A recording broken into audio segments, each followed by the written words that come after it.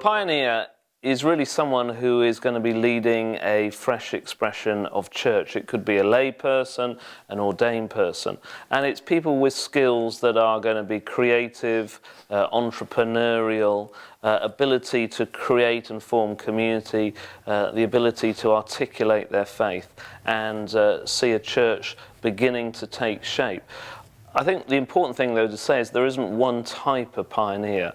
There's lots of different types of pioneers and pioneering, and we're finding people from different walks of life, different personalities, different characteristics, able to do those kind of things. The Net Church, which I was part of forming in Huddersfield, was a Church of England church aimed at trying to connect with people in their 20s and 30s who didn't necessarily live in a kind of geographical way, but would live in one place, have their work in one place, their social life in another place. And trying to work out how we connected with those kind of people led us to forming the church. The strands that led me to that are various, really, and probably began 10, 15 years before the whole thing happened. And a lot of it was asking the question, I've got lots of friends who aren't part of church, would I bring them to my church? And that led me to ask some serious questions. And then we started something in a local pub out of the church I was at that point curate of. And again, we began to understand the cultural gap between what we were doing there on a Sunday evening in the local pub and the church was still a huge gap. And that led us to start thinking about starting something new. And I suppose the final catalyst was I went to see my bishop. He said to me, what are you thinking about your next job?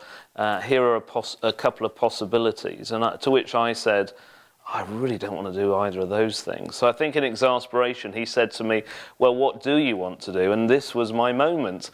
And I said, well, I'd love to try and create a church to connect with people who are not part of church. And that became the kind of catalyst.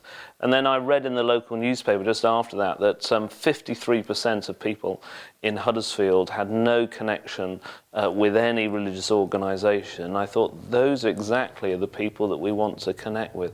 And so I began to form a team around me. And that was our simple aim. How do we connect with those people who live in that kind of mobile social way?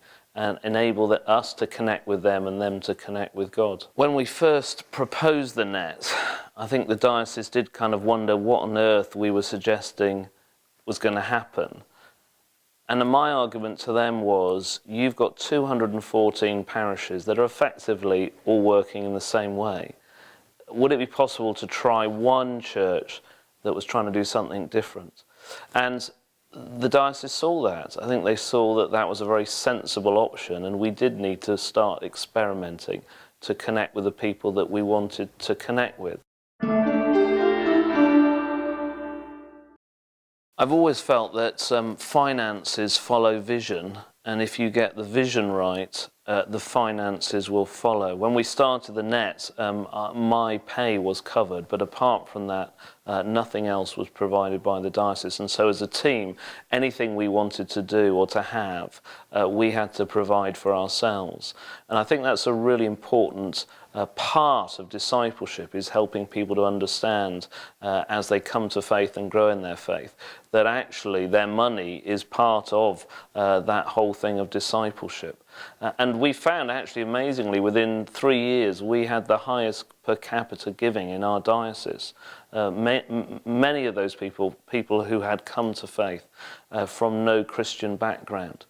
So I think that, I do think the resources will follow, and sometimes we've got to be bold and start and trust that that will happen. But my experience has been this whole thing that the finances will follow. If people really share that vision and want to be part of it and are excited by it, they will give not just financially, but they'll give of themselves to support that.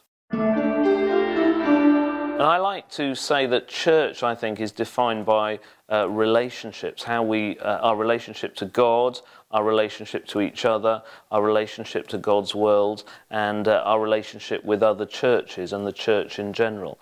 And in some ways, church is about the integration, the overlapping of those four relationships. And the way that's worked out will then depend on the context. So it will look different in the cathedral to where it will in the town centre or a city centre or a rural place. And I think part of the problem over the last few hundred years is we've had a one-size-fits-all model of what church looks like. And that's not always been true during church history. And I think we're beginning to understand now more about diversity as well as the unity of the church, that unity can be expressed in diverse forms, and that we have a God who is creative. We see that in creation, the diversity of creation. It seems to me there is a great model for church, that there are these central relationships that must mean these things have to happen to have church, and that's going to involve sacraments and other parts of that. But the ways that gets expressed are myriad and are open to our imagination and God's leading. I think one of the big changes, particularly for us traditional denominations, has been that before, our thinking has always been around what we would call public worship. And that therefore what we looked at was how might we change our services to attract more people to come. And I think, A, we're finding that that's not working, but B, probably more importantly, that that's not the way the church has always worked, and that public worship is at the end of a process, not at the beginning of a process. And actually it's about loving people and beginning to build community, and through that community seeing faith shared. That then leads to a new body centered around Christ, who are saying, what do we need to do together that expresses this faith that we're finding? And we call that public worship. And so it's the end of that process, rather than just tweaking a few things in the way that we do services, that I think is going to be the way forward for more and more churches. And that's going to take boldness and courage, because we're used to making some changes. But actually this is far more radical, and I think far more profound of God's mission, that God is always looking firstly to build relationships before he's looking for us to create services. In building new community, there are a number of steps, and there is a process, though it's more complex. It's not that you do one and then you move on to the other, but there does seem to be a proper order, and I think it begins with actually loving people, and that love leading to kind of listening, therefore, to people and to God. And that often leads to kind of serving and building of community through that, and a new community being formed together. And in that new community, people sharing their faith, people beginning to connect to Jesus, to grow in their faith. And everyone, in a sense, growing in different ways and in different places in their faith. And out of that, this organic, growing community beginning to worship God together and express their faith in the context in which they're in. So there is a real process there. As I said, my concern is we don't seal each one and say, when you've completed this, then you do the next part. It's a slightly more complex than that, but it is recognizing there is a real process that begins to operate. I think building community outside of the church building is really this whole thing of loving people and relating to them and finding the places where those relationships happen. So it might be anything from a coffee shop to a sports team to a social club to places of work. Just those places where people are already often having relationships and rethinking their normal life in a sense, and saying, what is it that God might be saying to me about the knitting club that I'm part of? Or what is it that God is saying to me through the relationships that I have at work? And how is that working out into the mission of God? I think one of the problems is we only think church when we're in church. Whereas actually we need to be thinking church when we're outside church much more, and asking those kind of church questions in terms of actually where is God at work here, and how can I work with him, and how can I begin to form relationships that might develop and grow and enable people to connect with Christ. I think there can be some confusion in our world today when we use that word love, and I think sometimes we can put people off by the use of that word love, and it has lots of connotations. But the illustration for me is of Christ showing us what God's love looks like, and it's a kind of compassionate love, a caring love, but it's also, it's not a weak love. It is a strong love that is willing to say at times hard things and difficult things. But the basis of it is that driving love that God has for his own creation, and that he calls us to have for people around us, some of whom we will like and identify with and enjoy being with, but some who we won't. And that's always the call of God's love, is to in a sense step out of our comfort zone and to inhabit somewhere else and some other people, and to find in doing that actually these people are made in the image of God, and that we have something to give them, but we also have something to learn from them, and that we love them because we love them. They're not targets. They are there because God has put them there and because he loves them, and we're called to love them and build relationships with them because they are like us. We are all made in the image of God, and part of it is discovering that image in them and enabling that relationship to grow. I do have hope for the future of the church. Sometimes the picture does look black, and I can go around churches and feel, what is happening here?